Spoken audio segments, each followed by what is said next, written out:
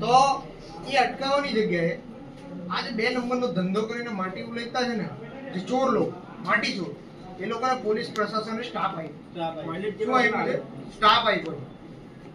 એટલે આ માંડવી તાલુકામાં વ્યવસ્થા, બંધારણ, લોકશાહી જેવી કઈ વ્યવસ્થા છે ખરી? અહીંયા છે કોઈ અસ્તિત્વમાં? આ પોલીસ ખાતું, આજે પોલીસ ખાતું છે, બુટલેગરોને આ માંડવી તાલુકામાં બુટલેગરો આટલા બેહદ વધી ગયેલા છે, બરાબર, માટી ચોરીઓ કરાવે છે, એટલે ગુંડાઓને સ્ટાફ આપે છે આ ગુજરાતની સરકારનું પોલીસ ખાતું. આ ગુંડાઓને પોષવા માટે છે કે ન્યાય, સલામતી, નાગરિકોની સુરક્ષા માટે છે? એ બહુ મોટો સવાલ છે. પૂછો આ પીઆઈ ને, પૂછો આ પીએસઆઈ ને શું કરે છે. આ પોલીસની ઇજ્જત જવડાવવાનું કામ કરે છે માંડવી. અને આ કેવું પડે, પ્રશાસન એને સ્ટાફ આપે છે 10 જણનો, આ છોકરાઓને બેને પકડીને કયો છે અરડનો પેલો પોલીસ વાળો કયો છે ભાઈ?